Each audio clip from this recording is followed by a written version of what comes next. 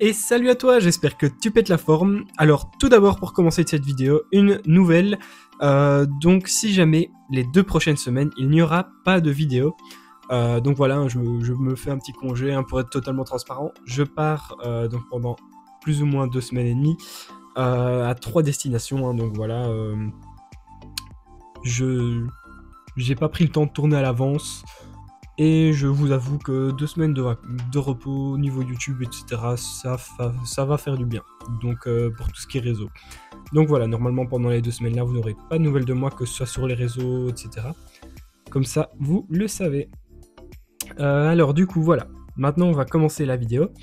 Alors, je ne sais pas si tu as déjà reconnu la petite colonie de loin, mais il s'agit de mes Camponotus mutilarius. Donc voilà, ici je les ai rechangés de setup, je les ai remis dans... Enfin non, je les ai mis tout court, dans le petit setup gestuante que j'avais eu quand je lui avais acheté des espèces à la bourse Insectopie en juillet, où j'étais avec lui sur le stand pour l'aider. Alors voilà, la petite colonie, j'ai eu pas mal de petites naissances, j'ai un très joli couvain et une belle ponte donc, qui reprend de plus belle pour la belle saison qui arrive très bientôt. Alors je vais passer un petit peu en macro dessus pour vous montrer tout ça. Franchement, j'adore leur couleur et le style de cette espèce, franchement c'est un régal. Les voilà donc en macro. Alors je suis plus ou moins à 35-40 ouvrières dans la colonie, donc voilà, c'est une jolie petite fondation, on va dire. Enfin, c'est même à ce niveau-là une plus grosse fondation, voire début de petite colonie. Comme toujours, j'ai le petit major qui est par là, qui est juste là en bas au centre. Donc on voit sa plus grosse tête juste là au-dessus. J'ai Madame la Reine qui est là. Et ici on peut voir une ouvrière qui vient de naître. Hop, donc elle est très très claire. Ce qui signifie bien qu'elle vient de naître. Je suis désolé pour les images, mais ces tubes-là, c'est pas la meilleure des qualités au niveau du verre. Alors comme on voit ici, on voit super bien les couleurs et les points orange sur le gastre. Donc voilà, ça c'est une des particularités qui fait que j'adore cette espèce. Donc leurs couleurs qui sont vraiment belles, je trouve. Dans le tube humide ici, j'ai 6 ouvrières. Franchement, il n'y a quasi jamais personne. Je les ai déménagées il y a quelques jours. Elles ont bien pris leur marque. J'en ai 2-3 dans l'aire de chasse aussi. Ça va être plus compliqué de voir ici par contre. Mais elles viennent chercher donc pour le grillon que j'ai mis tout à l'heure. Donc ici, elles sont bien regroupées dans le fond du tube. J'en ai quelques-unes qui gardent à l'avant. On voit qu'elles sont vraiment posées la tête vers l'extérieur des tubes pour quand quelque chose arrive, pouvoir prévenir la colonie, etc. Donc on voit, donc ça c'est une espèce qui a une très grosse pilosité, une pilosité qui est très importante. Donc ça c'est quelque chose qu'on voit un peu plus rarement chez les Camponotus. Donc on voit plus rarement des espèces de Camponotus avec beaucoup de poils, je trouve. Mutilarius est donc une des plus poilues, avec bien sûr les Fulvopilosus pour ceux qui connaissent. Ça c'est vraiment un bijou avec leur abdomen qui est tout brun de poils. C'est vraiment très très impressionnant à voir. Alors la ponte, comme je disais, elle est juste là dans les mandibules de l'ouvrière à gauche.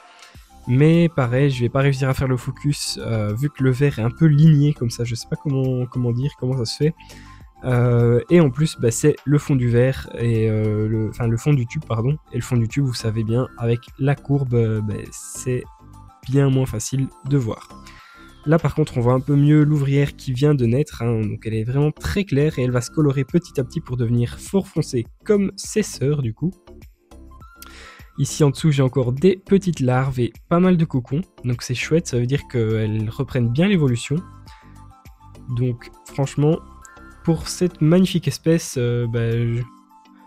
comme vous le savez, je l'ai déjà dit plusieurs fois, celles-ci je suis en train de les vendre, donc voilà, je ne compte pas les garder. Mais je ne suis pas super pressé de les vendre non plus, parce que c'est franchement une très belle espèce et j'aimerais bien les voir grandir quand même. Donc pour elle, je suis mitigé. je sais de toute façon que ça n'ira pas chez n'importe qui cette colonie, parce que j'aimerais quelqu'un de confiance qui pourrait donc me donner des nouvelles des fourmis, quoi. Donc voilà, ça je verrai. De toute façon, je ne suis pas pressé. J'ai également les Tetraponera ruffonigra, tant que j'y suis, je le redis, hein, pour ceux que ça pourrait intéresser, avec une centaine d'ouvrières, un énorme couvain. Donc franchement, si ça en intéresse certains, c'est d'office à venir chercher chez moi. Donc ça, je précise, d'office à venir chercher chez moi en Belgique. Donc dans le nord de la province du Luxembourg, hein, on va dire. Donc nord de la province du Luxembourg, voire l'est de la province du Namur. Donc voilà, ça dépend, on peut s'arranger. Mais voilà, pour ceux que ça intéresse, vous pouvez me contacter, on s'arrange pour tout ce qui est prix, etc. On en discute. Et je vous le dis, si c'est juste par curiosité ou quoi, ça sert à rien de venir. Si vous êtes vraiment intéressé, prêt à vous déplacer, si on se met d'accord, etc. Là, il n'y a pas de souci. Bon, sur ce, on continue donc chez ces petites fourmis. Donc je vais te refaire une présentation rapide de l'espèce, hein. Si tu ne la connais pas, si tu débarques, que tu n'élèves pas du tout de fourmis, que tu n'y connais pas du tout. Alors ici, donc Camponotus mutilarius, c'est une espèce qui vient d'Asie du Sud-Est, donc principalement tout ce qui va être Thaïlande, Vietnam, Laos, etc.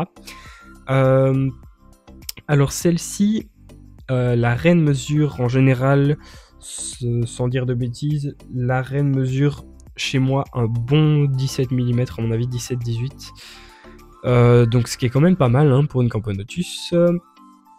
Les ouvrières, elles, sont plutôt sur un, on va dire, allez, 7-8 mm.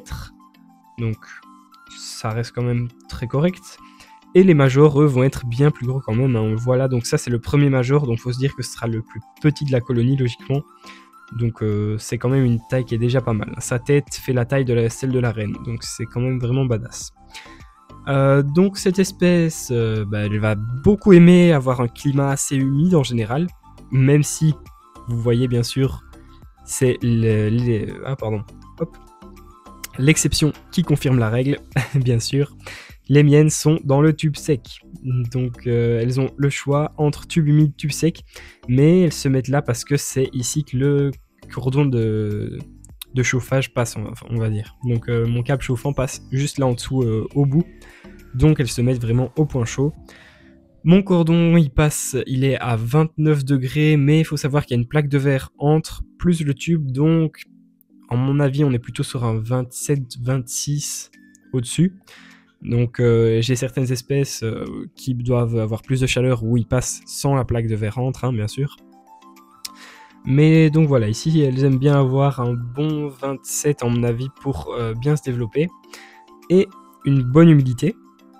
Elles raffolent de tout ce qui est liquide sucré et grillon, donc ça c'est vraiment top, elles sont pas compliquées, elles prennent en général tous les insectes que je mets. Liquide sucré pareil, je les vois régulièrement aller dessus.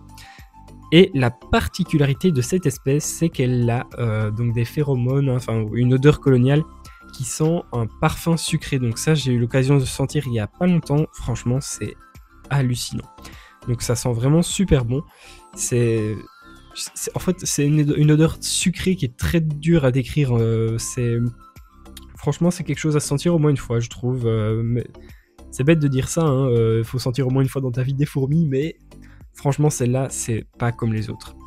C'est aussi pour ça que j'ai changé de setup, parce que... Voilà. Dans l'ancien, avec le sable, etc., le mélange liquide sucré, sable, etc., ça faisait un gros bordel, et en fait, on sentait l'odeur du sable et des crasses.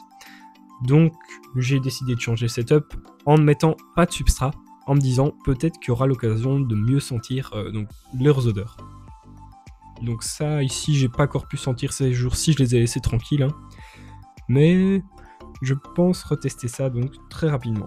Le temps de leur laisser encore le temps de mes vacances pour s'habituer. Et puis, on verra ça, ce que ça dit. Alors, niveau de taille, hein, pour mieux te rendre compte, en général, c'est plus facile. Voilà, comparé à mon doigt. Donc la reine, elle fait plus ou moins la largeur d'une phalange, si pas un peu plus quand même. Ce qui est franchement pas mal pour les Camponotus, comme je le répète. Et au niveau des couleurs, comme je disais tout à l'heure, on peut observer vraiment qu'elles ont le thorax qui est bien rouge parfois orangé. Et elles ont également deux taches sur l'abdomen. Donc ça, c'est chez toutes les ouvrières que j'ai. On peut le voir, hein, 2 taches sur l'avant de l'abdomen, sur les côtés.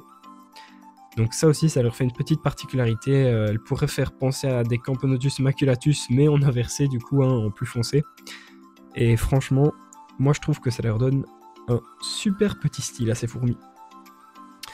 Donc ici, comme je disais, c'est une espèce que j'adore vraiment. J'avais flashé dessus, j'en voulais depuis un moment, et quand j'ai eu l'occasion d'en avoir pour pas cher du tout, bah là j'ai foncé. Franchement, pas de regret. C'est une super espèce et je suis bien content de l'avoir élevée. Sur ce, ça nous fait déjà une belle petite vidéo. Alors n'hésite pas à mettre un like, à mettre un commentaire, hein. Donc comme vous le savez tous maintenant, je réponds à chaque fois, je ne laisse jamais un commentaire sans réponse. Donc pareil, sur les réseaux, si tu as des questions, ou comme je te le disais juste avant par rapport aux ventes, n'hésite pas à me dire, à venir m'en parler, et on pourra peut-être s'arranger. J'ai également quelques appareils de technique d'aquariophilie dispo, notamment une pompe à air, un exhausteur, etc. et un terminal de paiement SumUp, hein, voilà, j'en profite pour le dire. J'ai également la vaporisation automatique de mes terrariums, de mes anciens terras, qui est à vendre, sur mon Instagram. Donc j'ai fait une story à l'une avec ces ventes là, donc si ça t'intéresse ou si tu as entendu quelque chose qui pourrait t'intéresser, franchement n'hésite pas à aller voir. Et pareil, on peut s'arranger pour envoyer, donc ça par contre, je peux envoyer avec Mondial Relais ou quoi. Allez, sur ce, merci à toi d'avoir regardé. Oublie pas, comme je te l'ai dit, les 2 prochaines semaines c'est vacances, donc je ne ferai pas de vidéo. Et par contre, je te dis donc à dans 3 semaines pour la prochaine vidéo, mercredi à 14 h. Allez,